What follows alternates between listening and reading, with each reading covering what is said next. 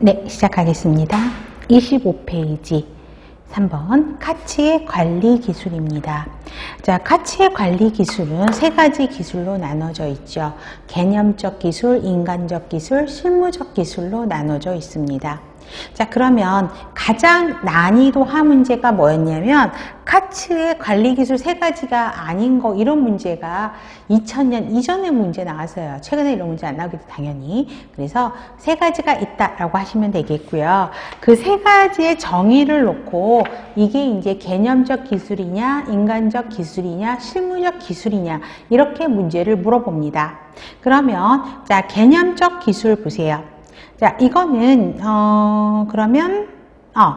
자, 개념적 컨셉추얼한 스킬이죠. 그래서 1번 기억하셔야 됩니다.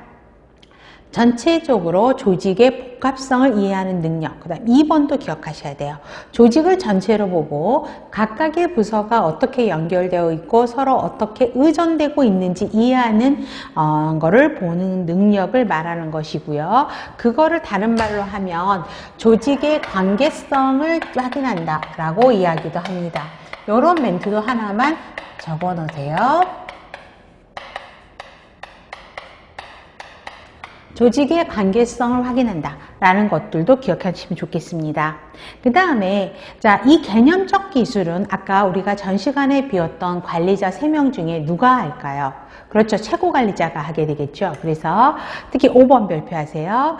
자, 최고 관리층에 가장 많이 필요한 기술은 개념적 기술이고요. 그 다음에 나중에 또 기획 파트에서 의사결정 파트를 공부를 할 건데, 자, 비정형적인 의사결정이라고 하는 건 뭐냐면 의사결정을 할 때 어떤 루틴화된 패턴이 없다라는 거죠. 자, 우리가 여러분들 임상에서 병원에서 그 물품 신청할 때 보면 그 파일 옆에 리스트가 있어서 이거는 매주 월요일마다, 이거는 매주 수요일마다, 얘는 뭐 일주일에 한 번 신청한다, 어떤 루틴한 표가 있죠. 그럼 그대로 하면 내 생각이 필요가 없죠. 그런 거는 정형적 의사결정이에요. 그런데 비정형적 의사결정은 선예가 없어. 어떤 루틴화된 도구도 없어요. 그렇기 때문에 보건의료 환경이 변하면 그 최고 관리자가 바로 판단을 해서 어떤 형태가 없는 의사결정을 바로 자기의 사고, 지식, 경험으로 갖고 판단을 해야 되는 의사결정이 비정형적 의사결정입니다. 그래서 5번 별표.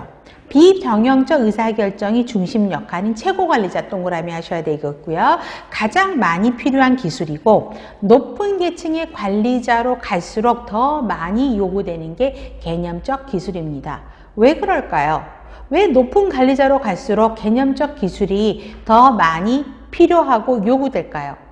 아무래도 최고 관리자는 조직에 영향을 미치는 중대한 의사결정을 하는 역할을 하고 있기 때문에 최고 관리자로 갈수록 개념적 기술이 더 많이 요구된다, 필요하다 라고 보시면 되겠고요. 그 다음에 동그라미 6번이 실제 17년도 지방 문제에서 나왔었죠. 환경과 조직의 복잡성을 이해하고 대처하는 능력으로 최고 관리자에게 가장 많이 필요하다라는 거였고, 7번이 17년도 서울에서 나왔어요. 그러면 17년도에 지방 서울에서 이 최고 관리자 개념을 물어보는 문제가 나온 거죠. 개념적 기술이 나온 거죠. 환경 변화를 예측해야 돼요, 최고 관리자는. 그래서 장단기 계획을 성립할 때 가장 많이 사용하는 가치의 관리 기술이다. 그쵸? 이걸 물어보는 거죠. 이게 개념적 기술입니다. 그래서 동그라미 6번, 7번이 최근 문제에서 나왔다라고 보시면 되겠습니다. 닭가장을 그대로 써놓은 거예요. 그 다음에 인간적인 기술이에요. 휴먼이죠. 사람을 다룰 수 있는 기술이 있냐라는 거죠. 그래서 상호작용하고 의사소통하고 동기부여하는 기능을 이야기를 하고 있고요. 자, 5번 별표. 모든 계층의 관리자에게 공통적으로 필요한 기술이 우리 인간적 기술, 모든 관리자한테 인간적 기술은 다 필요하고요. 세 가지 분야 기술 중에서 가장 많은 비중을 차지하는 게 우리 인간적 기술이다. 이거는 꼭 기억을 하셔야 됩니다. 그래서 동그라미 5번 기억하셔야 되겠고, 자, 실무적인 기술은 어떤 관리자에게 가장 많이 필요할까요? 일선관리자겠죠. 그래서 동그라미 1번에서는 일선관리자 동그라미 하시고요. 그 다음에 일선관리자가 특정 분야를 감독한다. 여기서 말하는 특정 분야라 함은 내과, 외과, 외래, 중환자 이런 파트를 이야기합니다. 그래서 그런 분야를 감독하는 데 필요한 지식, 방법, 테크닉, 장비를 사용하는 능력이고 아무래도 최고 관리자보다는 일선 관리자에게 많이 필요한 기술이 실무적인 기술이고 실무적 테크니컬한 거는 경험, 교육, 훈련으로부터 얻어지게 되는 걸 볼 수 있죠.